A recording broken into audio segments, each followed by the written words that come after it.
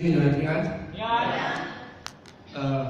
昨天听到一个不是那么好的消息，就是我们一位台湾的导演齐柏林导演他不幸的就是坠机罹难了。这个消息呢是正如台湾总统所说的，就是台湾真的是失去了一位很好的一个人才呀。因为那时候还记得我有去特别买票去看这个看见台湾，哇，真的是没有想到台湾这么的漂亮。当然也带出一个让我们去思考的问题，就是台湾在这么漂亮的一个这么漂亮的这个环境一个美景，却因为人为的一些因素，导致很多的这个所谓的环境被破坏了。所以他有接受，昨天晚上我特别看到有些人给他的专访，他就说他其实拍这套电影，他的目的是要什么样？他说他是要希望让全世界的人，对不对，看见它的美，它的漂亮。可是他越拍越进行的时候，他反而会引发他另外一个问题，就是说，原来台湾也是面对到这个大自然、大环境，也面对到很多的破坏，反而要更加需要台湾人更加的要去注意所谓的这个环境环保的问题，让我们去思考问题。我觉得他真的是为台湾做很多的事情。然后非常可惜，就是当他要开始这个所谓的看见台湾2的时候，他就不幸罹难了。他的儿子也发了一个文，我觉得那句话真的是对我的影响，真的是对我很大的一个感触。他说他爸爸是怎么样？他爸爸是爱台湾爱到什么？连命都都不要。就爱台湾爱到连命都不要的，是，所以真的是求神特别的去安慰这些罹难的家属们，他们的心能够得到安慰，也能够帮助他们度过这一段的那个伤痛。回到来我们想，就是我们基督徒，特别是今天的经文，我们再看第12章，对吗？12章其实第1节就告诉我们怎么样，我们要讲什么？保罗我们说将身体什么献上，当作活祭，所以他有一点就是说，当我在要去讲这篇讲到的时候，再看回这个祈祷他的那个孩子所讲的一句话，我们也不是要这样吗？就是说保罗也不是说希望我们，就是说现在我们甚至能够说爱神、爱教会，甚至可以连爱到命都什么没有，就是给我一个很好的审视这样好，今天我要讲这个多元化中合一的教会生活。还记得上一次我讲到的那个主题吗？有谁还记得我上一次讲到的主题是什么？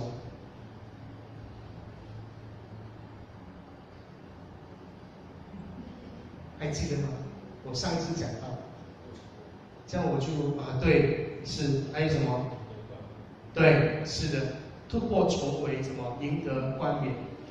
上一次我讲到是因为还好感恩了，我也安慰，至少你们还记得。是，不记得的话没关系 ，YouTube 上面有放在什么名字里面？肖光远吗？对。好，只要你打肖光远，就会有找到我们。建成长老教会了。建成长老也有，好，就可以找到。我都忘记了。就是说，上次我讲到，就是保罗在面对到那个他的传福音的工作，在教会的服侍营的时候，他还发现就是说，在教会里面有不同类型的人，有些人是成为他的一个帮助，当然有一些人也是说对他的事工有一些的意见，甚至说也是说会做出一些伤害他的那个事情。这是3个星期讲的。然后这次我要讲的呢，就是保罗就尝试从这么一个大教会的家庭里面，这么的不一样的人里面当中，我们怎么样的在这样的不一样之中，我们去做合一的工作，这很重要。因为我相信，因为建成教会接下来就有牧师就会传到进来，然后安利牧师，然后就有很多牧师在带领教会。我也相信将来就是华语区会这里的青年人，以后会成为当中已经有一些领袖在我们当中这种的执事，对吗？以后我相信更多你们会上来成为教会的长老执事。这样当你们成为教会的领袖的时候，你们要怎么样在这样不一样当中能够继续的合一？怎么能够在一些意见不合的这个讨论事情当中，我们怎么样的去讨论这事情？这个很重要。我希望说能够预备大家，因为我知道我也很期待你们当中将来就是教会的领袖。所以我先讲一些基本我们需要可以有的一些的对于一些领袖，这领袖要有一些基本的条件，跟教会的一些服饰、那些装备，我们做一个预备。好。你发现到保罗在讲这个罗马书第12章的时候，他其实不是突然间他跳出了这一章，他是根据他之前他讲过的一些的教义和一些的教导的原则之下，去让我们去学习第12章第3一幕所有讲的东西。所以为什么我就是一直劝勉大家，我们在看经文的时候，我们不要单单只是看12章，比如说12章，我们必须要注意什么？看经文，对，要上下文，我们要注意上下文，就前面要讲什么，后面要讲什么，然后我们中间看了讲什么。如果你单单只是注意某一章某一节的时候，你就会可能会犯上一个错误，什么错误呢？就是断章取义。就是你要讲你自己的东西，而不是说圣经要讲什么话，你懂我意思吗？所以我们希望我们有个好的清楚，就是说，凡是由我们看圣经的时候，我们都能够知道怎么去看这个圣经。好，所以保罗他讲这个12章接下来的教导是根据之前的章节的记住的这个一个建议。他说这个恩赐。我们一般人是认为说，是因为我们有这个恩赐，我们才去服侍；我们有这个才华或才能，我们才去服侍，对吗？因为我们是这样。但是你知道吗？我们在读旧约的时候，我们这个所谓的在圣殿里面服侍的人，你们不是有一直看活泼生命吗？也一直看读旧约嘛，教会一直鼓励。所以在圣殿里面能够服侍的人有谁？祭司还有呢？你们不是读民数记吗？刚刚还有什么人？什么族人？利未。非常好，利未人。当时候只有这一些人能够去在圣殿里面会幕里面服侍，对吗？可是来到现在呢，因为耶稣基督耶稣关系，他的恩典让我们现在每个人都能够有机会来到这个圣殿里面去服侍他。所以你发现到，就是我时常会带领服侍者祷告的时候，我说因为神你的恩典让我们能够参与服侍，所以我们在服侍的时候，我们就要有一个战战兢兢的心、敬虔的心，说为我们的服侍好的去预备、好的准备，然后进入来服侍。这个才是我们应该有的一个基本的一些的条件。我很感恩，就是看到建成教会的所有的服侍者，你们都尽你们的很多的时间，能够参与这个练习服侍继续下去，将这个很好的一个服侍的一些的文化也好，传统也好，传递下去让我们每个人服侍都能够是很专心、尽情的、全力的往上这种服侍。而这种的服侍呢，也是上帝所给予我们的，让我们能够参与到这个服侍里面去。所以保罗他觉得这个恩赐跟侍奉是上帝的恩典所给予我们的，能够参与在当中。而在我们在参与服侍的时候，我们必须要有几个那个心态，要去准备的。第一个，我们要有个谦卑的心，然后要凭信心跟尽全力被主来使用。谦卑的心是让我们能够有一些的自我的一些的审查，因为我们知道我们当中有很多很有才华的弟兄姐妹，也可能我们也受过很好的一些训练跟教导。他们在服侍的时候，可能我们比别人很优秀，比别人很有出众，才华出众。可是当我们在进入服侍的时候，特别是在一个团队服侍的时候，我觉得我们需要有这样一个谦卑的心。怎么说呢？特别是当你在整个那个有受过特训的时候，你的要求会怎么样？会比较高，对不对？是好的事情。那有特别训练的时候，觉得你看的东西很不一样。但是可能有些队员他没有办法跟你同一个阶层，对不对？因为你很高了，他们可能刚刚开始怎么样？所以在这个过程当中，我们要怎么做呢？我们就说，特别你是有那么出色才华的时候，你需要有谦卑的心，能够说，我们是一个在团队里面服侍，我们怎么样让这样的一个团队在这种差异之中，我们让彼此能够彼此的辅助、彼此的帮忙，这是一个我们需要去学习的。第二个，很多时候我们说，我们去参与服侍的时候，我们会说看不起自己，或害怕参与服侍，有没有这种感觉？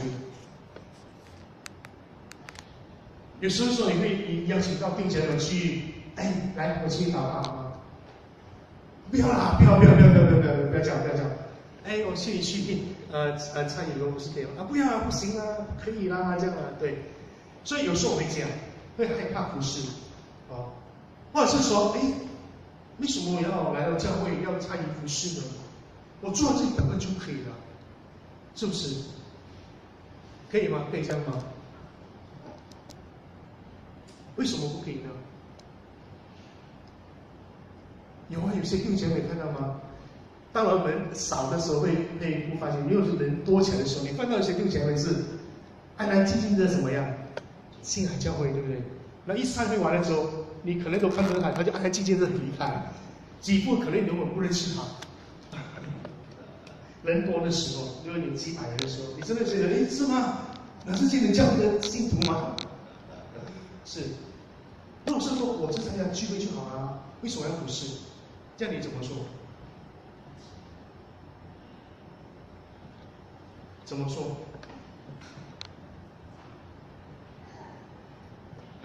教会的领袖，如果你要邀请人来参加服侍的时候，他说我才聚会就好了，因为我要服侍。这个很特别这是长老中我们长老会其中一个我们的神学观嘛，是因为什么？信徒皆祭司，所以我们才邀请人来参加服侍。但有些教会他们说，没有啦，你不服侍也没关系这样。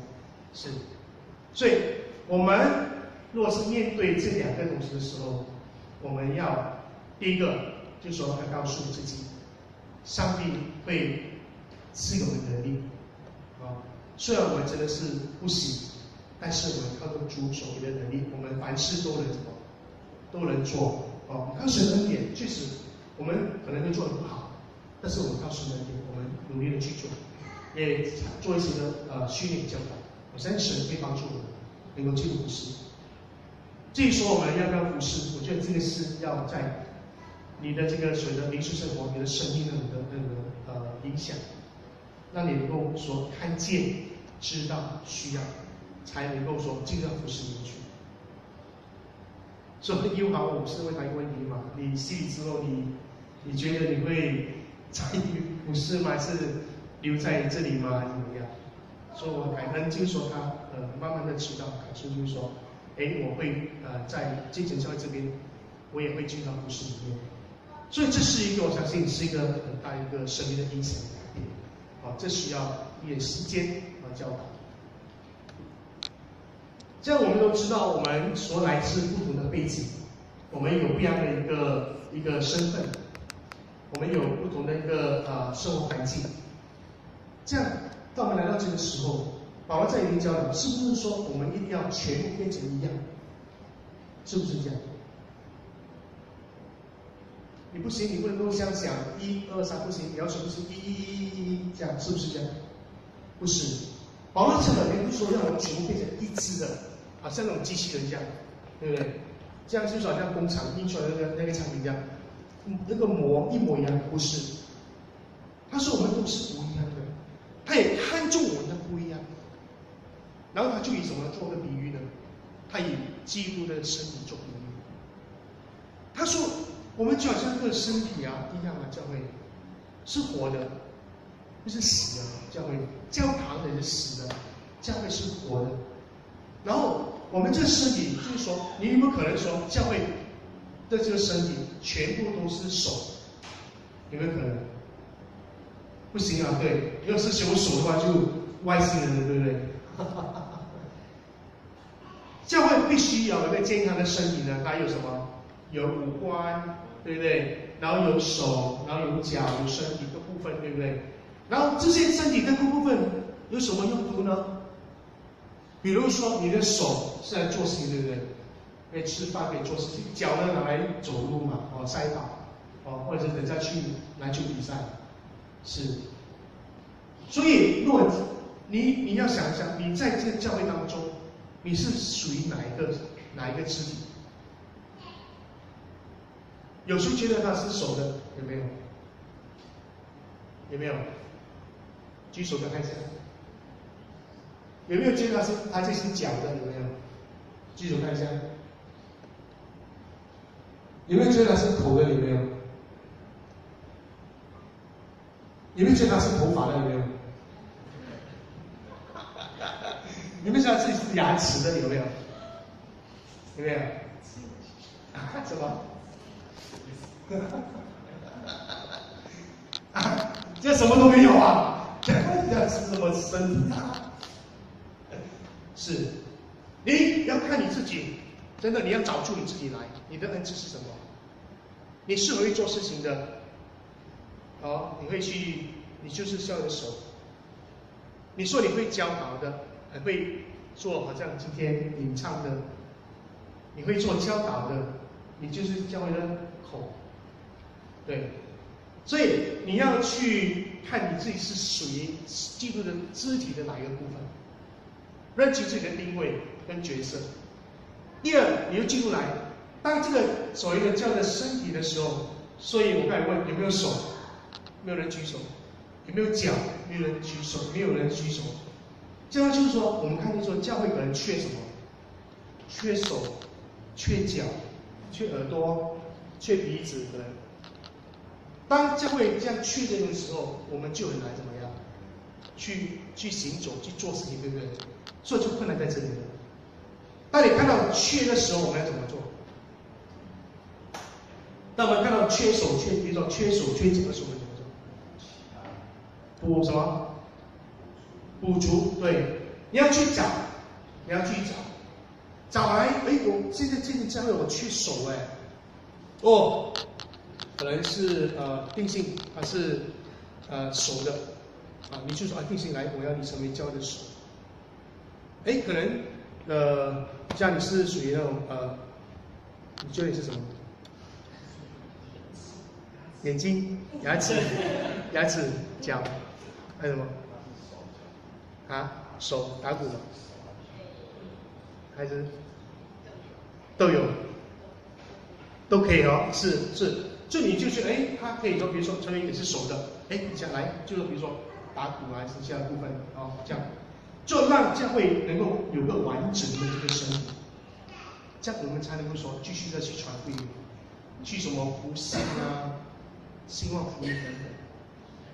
所以很感恩，就是说教会现在有了智慧传道跟一起传道乃是吗？但是不是表示说好了，有来了就可以了。不是，它是一个开始，它可能成为一个头，带领嘛，它不能够没手没脚所以这个很需要弟兄姐妹们一起的去帮忙，对，参与服侍，才能够让整个建成教会继续的去运作和去发展这个福音的事工。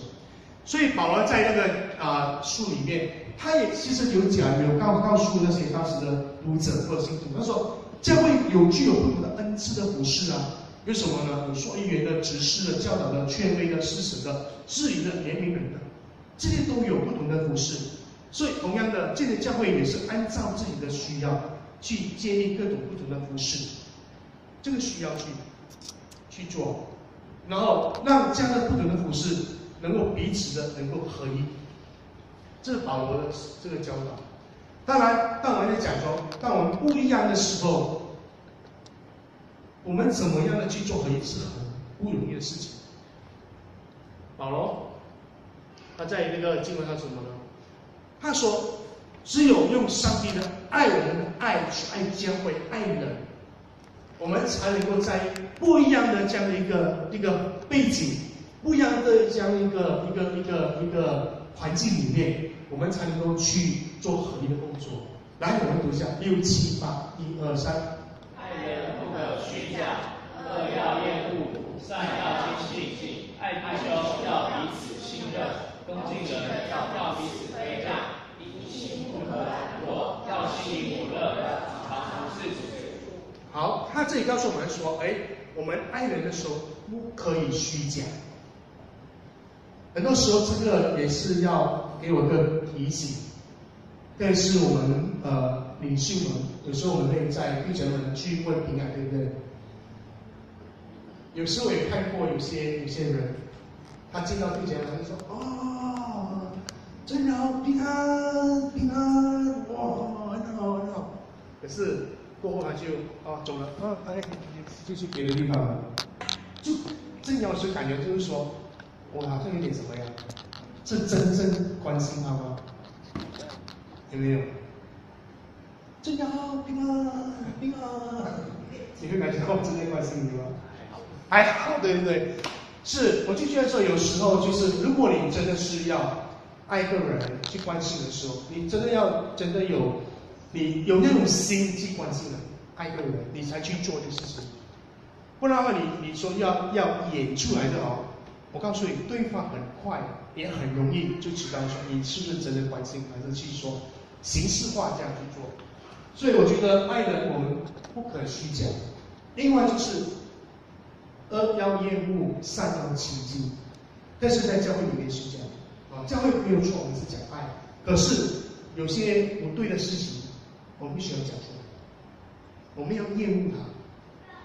不能够说照单全收，什么都可以在教会里面，谁说什么都可以？有些事情是不可以的，就不可以。然后善我们要亲近，这是我们要学习的，在保罗里面我们要教导我们的。我们要诚实，我们要真实，我们要真诚，我们要厌恶轻善，这我们要有的，这才是爱。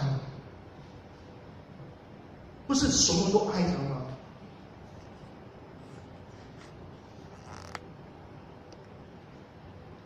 太过于那种不对的爱叫什么爱？溺爱，对不对？溺爱带来什么？幸福还是什么？毁灭，对，伤害，对不对？是不是？哇！是很妈是爱是吗？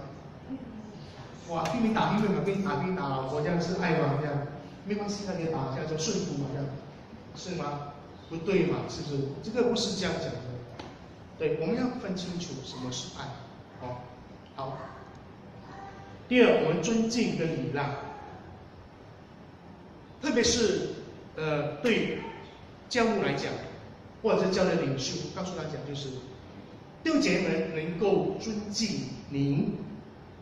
不是因为你的职分，不是你是牧师，我觉得不应该是只是你是牧师，不是你因为你是长老，只是我在尊敬你。我尊敬你是因为怎么样？因为你在你的牧养上能够有付出，有牧养到弟兄姐妹们，所以弟兄姐妹们才会在这样的一个过程当中去尊敬你。我觉得这个才是最好的，而不是因为你的名分而已。所以我这样也自我的警惕，就是说，我们要怎么去好好去。既然上帝让我们有机会成为教会的领袖、牧师、传道、长老、执事，我们就要有这个一个看见，一个责任。我们怎么样去牧养这个教会的群体？然后呢，我们怎么能彼此的尊敬？这是在我们的可能会议上在讨论的时候，当我们有不同意见的时候，我们怎么学习去尊敬对方，然后怎么学习去聆听对方？我觉得这个都是保罗在这个书里面去教导我们的。当然，这个殷勤跟懒惰是两者不同的哦。当我们被神爱，甚至被激励的时候，我就很自然的就在神的服事上，不用你叫，都会很自然的去做。所以有时候我听到的时候，一些的父母亲跟我说：“哎呀，有时候真的是要我们的孩子来主日学或者是来教会，真是很难的。哇，一时去怎么去讲他们，甚至骂他们，他们都好像说没有那种感觉要来教会讲。可是我觉得这是当然是说很多的因素了，很多因素。可是你会发现就是说，可能过去我们也可能是这样，但是因为可能有一些的改变，使你能够跟你说，我还是喜欢去教会，有没有这种改变？有没有？我相信是有。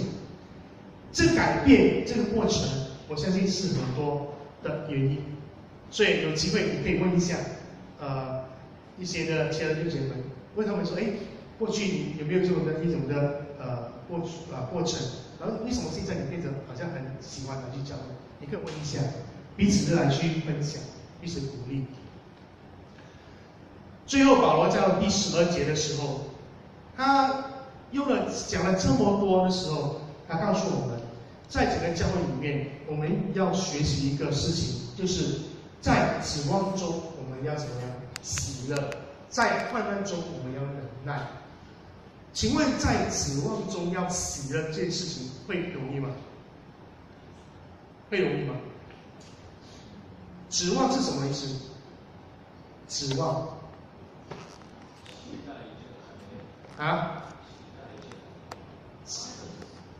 对于一些事情呢是什么呀？越期待，或者是一些的盼望一些的指望里面。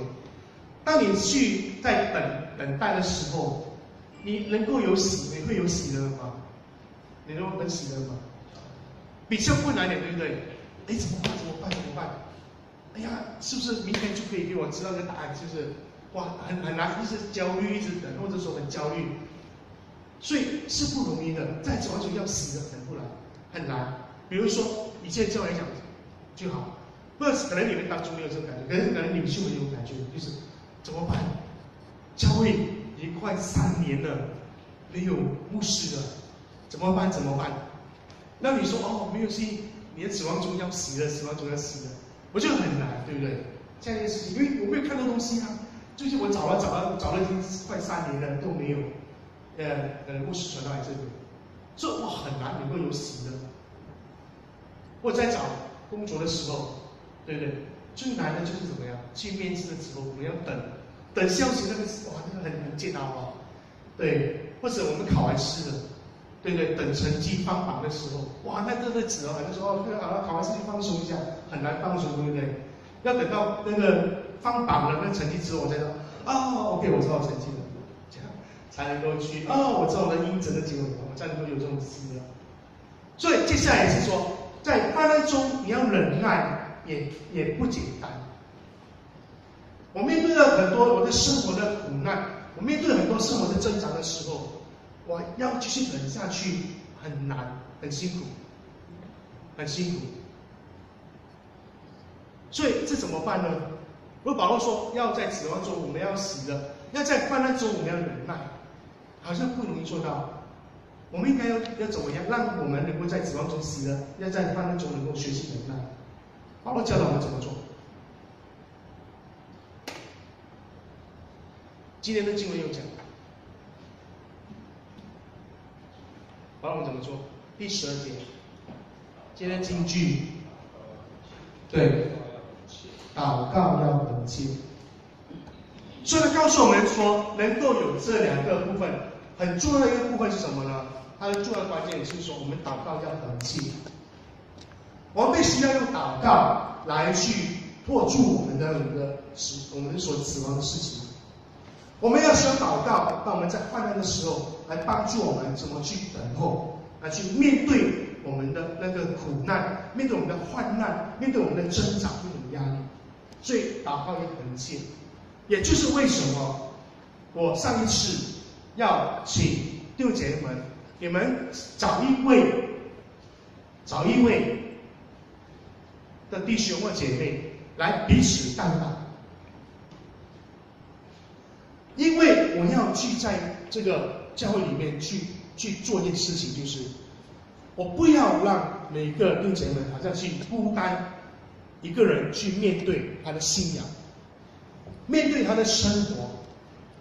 我希望你们能够找到一位属灵的陪伴者，属灵的你的祷告者，来为你一起来祷告，来一起来去彼此来去为做你的指望的事情来祷告，为做你所面对的患难来祷告，来帮助你，来去经历跟看见我们的神就是我们所讲的那一位真实的神，奇妙的神。如果你上次你还没找到你的祷告的那个陪伴者，我希望你今天能够找到，再继续找。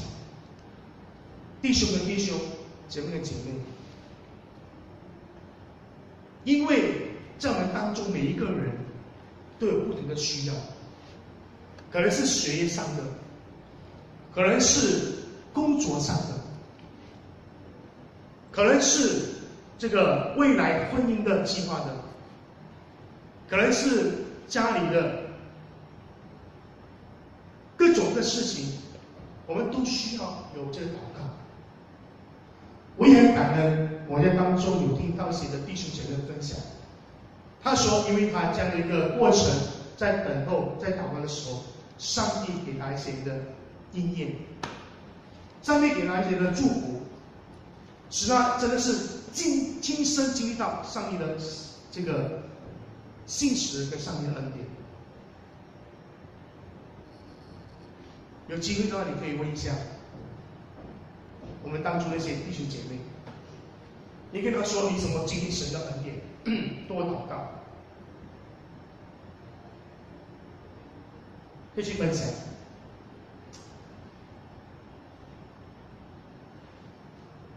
你可以找信徒，可以分享一下他那些过去一些的见证。